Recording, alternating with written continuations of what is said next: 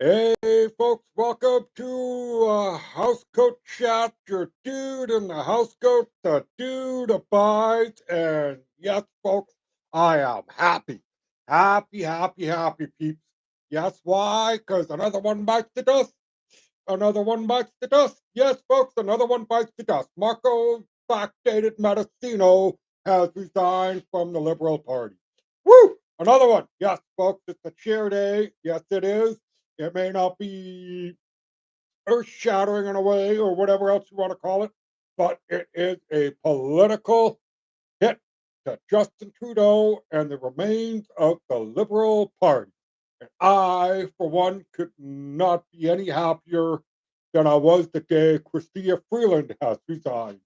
And yes, isn't that amazing that Chrystia Freeland resigns and doesn't face any scrutiny basically for fucking up our wonderful economy in Canada? Sorry for the swear words, but that's what I just said.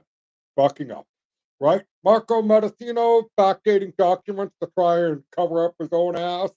Well, I hope the door doesn't hit him too hard on the way out, but sends him flying out of Parliament fairly, very quickly. So, yes, folks, I am happy about that. I hope you are happy about that. When will our narcissistic little potato leader in Justin Trudeau finally resign? I know it's like 2 o'clock in the afternoon where I'm living, and I'm still drinking coffee, or 3 o'clock actually. Yes, and I am making a show. I am trying to keep up, and I'm hopefully trying to do one every day. I am the dude in the house coat, folks.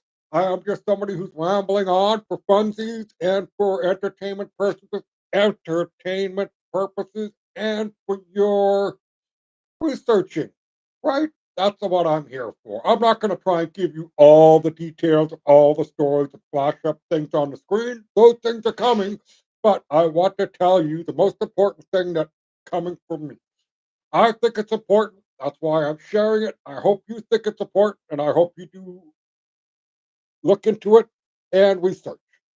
That's all I'm saying. Because since I am now 52 years old, half a century, hard to believe, but I have been I'm going to say delivered.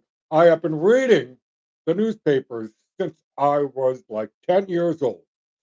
And I could tell you, because I am a news junkie from that age, from delivering the papers, the Lethbridge Herald and the Calgary Herald. And I delivered them Monday to Saturday. And I read both issues before I gave it to my customers. Some people didn't like the late delivery, but I guess in my own little narcissistic world, like Justin Trudeau, I share a name. I made sure I knew the knowledge before I gave it away. In a sense, that's what I'm doing now. I'm not saying that I'm 100% right on anything, and I'm not saying I am wrong. I'm just saying, hey, look at this. You be the judge, you look it up, and you decide for yourself. But yes, let's get back to Marco. Thank you, Marco. But could you please just leave and take yourself and all the criminality that you may have done and go to the RCMP and just say you're guilty and save us a trial and go to jail. Yes, that's how I feel about Marco. He is a lawyer, so he already kind of loses there. Shout out to good lawyers, but Marco, in my mind, is not a good lawyer. Right, folks? It is just insane that what all the things that Marco's done, other liberals have done, and the media is covering it up. And then we have people out there in the wild of the internet all doing shows trying to tell us Canadians what it is that is important to us, besides the Liberal Party and CBC News telling us what they think is important to us, right? I want to give a shout out to the Northern Perspective. I want to give a shout out to the Pleb Reporter, Clyde Do Something. I also want to give out a shout out to Jeremy McKenzie and his show, Raging Dissident. It is a very good show, may not be your cup of tea, but the man is good and he is entertaining, just like the Pleb is good and entertaining. I mean, I try and watch Rachel Gilmore. I mostly do it for laughs and disbelief. I also just became a follower of Steve Boots. Shout out to Steve. I may not always agree with the man, and yes, I listen to the other side. You have to, folks. You do. Also, like I followed Buck Angel on X. Who's Buck Angel? One of the first transsexual people to ever exist, basically. Not exist like first ever, but probably the most prominent one with a stable mind still, telling you what it is without actually resorting to violence or idiotic statements. Buck Angels on X. If you are on the fence on the whole issue and really want some clarity in it, I recommend Buck. Yes, I do. Yes, all these shout outs. Another shout out to like Andy Lee. Hopefully, I did not lose my voice there. My microphone dropped down. I apologize if that happened. I am new and I'm having fun. I hope you can see that. I can hope you could see the honesty and sincerity that I am trying to convey here. Behind me, just above my head, in the Himalayan saltstone scone, that is a candle lit for everybody that has lost a loved one during COVID or any other thing that the government has neglected us with, basically. If you lost a loved one because of COVID, whether it's vaccine injury or, the COVID thing itself, or needless violence against women, this scone represents a lot, but hopefully you will see it lit every show. It represents people that have been lost. I will say, like Sean Hartman, as an example, young boy who wanted to play hockey. Shout out to Dan, the father. Anyways, I'm with you 100%. And I hope the lawsuit is fruitful and I hope you get justice. I know you say it's about justice, and I agree. There is no amount of money in the world that can replace the loss of a child. But I hope justice is coming. And folks, another person I want to give a shout out, and I'm kind of waiting because it is one of my favorite accounts on X, and that is Andy Lee, the special rapporteur reporter.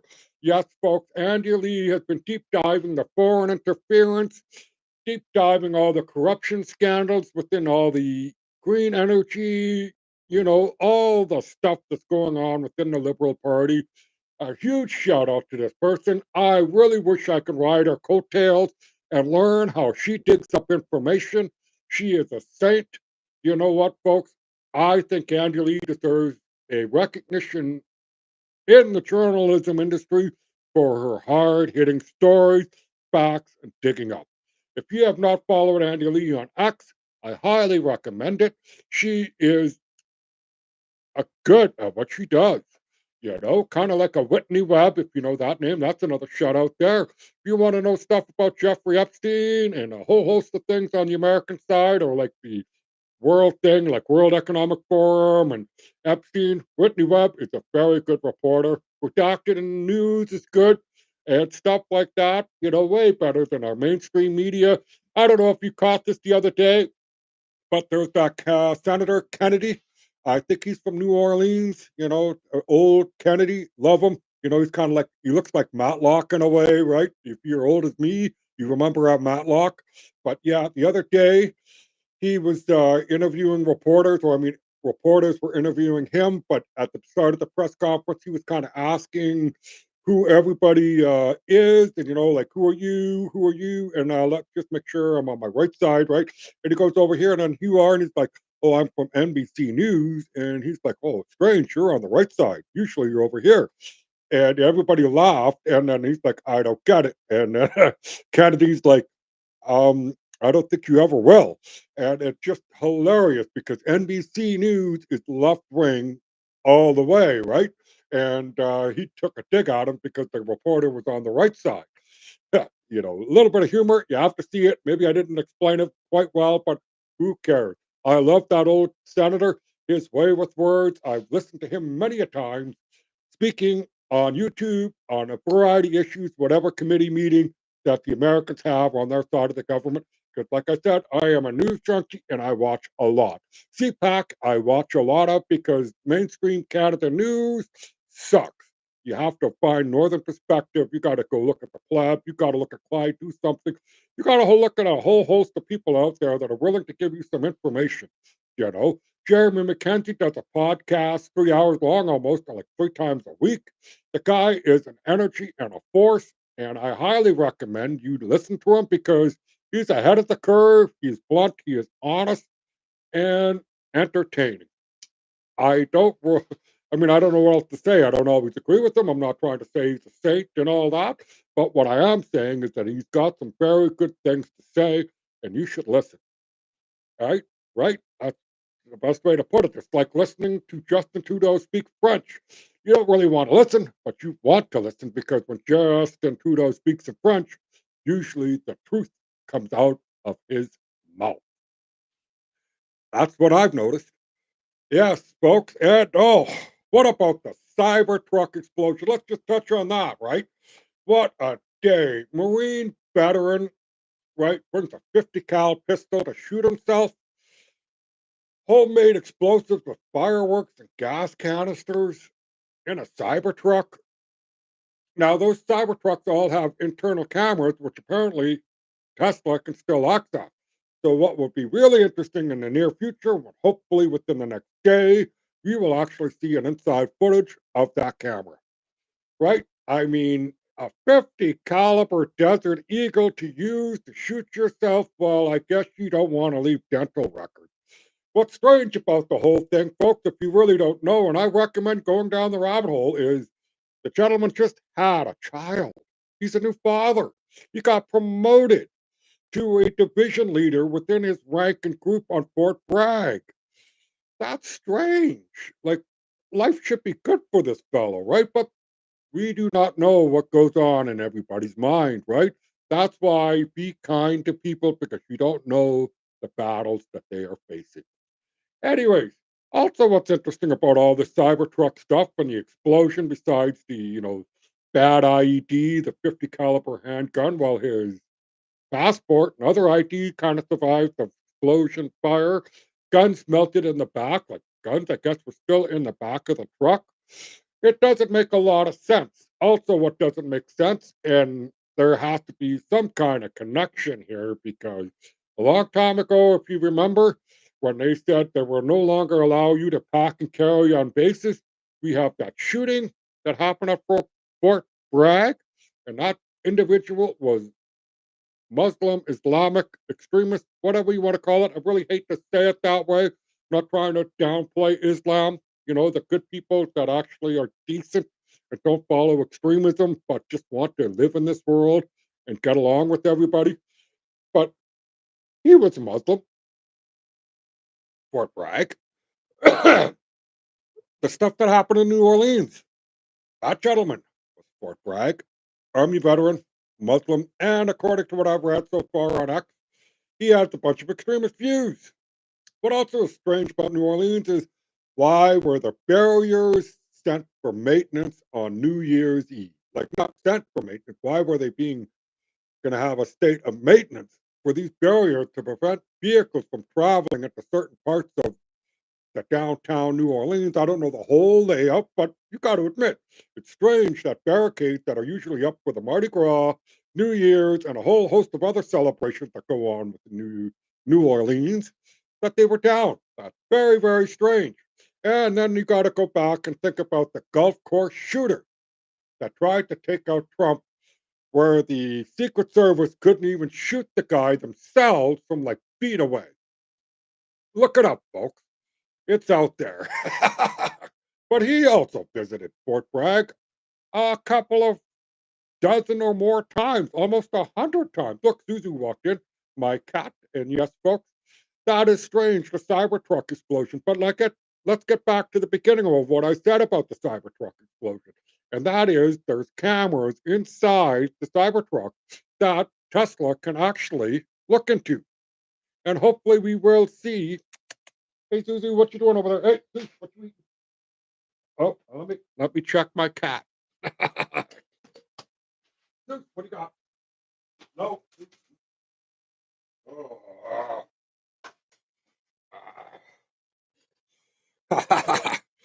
Sorry about that. My cat likes to chew on small plastic things. It's got pica, whatever you want to call it. Yeah, anything foam around the house, he is just a muncher. Anyways, you know what, folks? The Cybertruck explosion. Huge shout out to Andy Lee. If you're not following her on X or any of the other accounts that she has, I just use social media for X. I mean, X is my only social media. I'm on YouTube, of course, but I mean, that's not really social media. No Facebook, no Instagram, no other LinkedIn or anything like that. I'm just a dude in a housecoat who enjoys his coffee and looks at the world every day. And now I just want to talk about it. All right. And folks, if you see my chat thing and my chat log, please sign in. Even afterwards, say hello. It says please adopt a pet, and I don't have a moderator yet. So whatever you leave on my chat, YouTube will flag you if it's bad. Positive vibes, people. Positive vibes. Let's get out there and make the world a better place. And yes, go visit an SPCA once. If you pick a pet, great. If not, you went. Anyways, folks, have a good day, and may the new year be blessed for you. Thank you.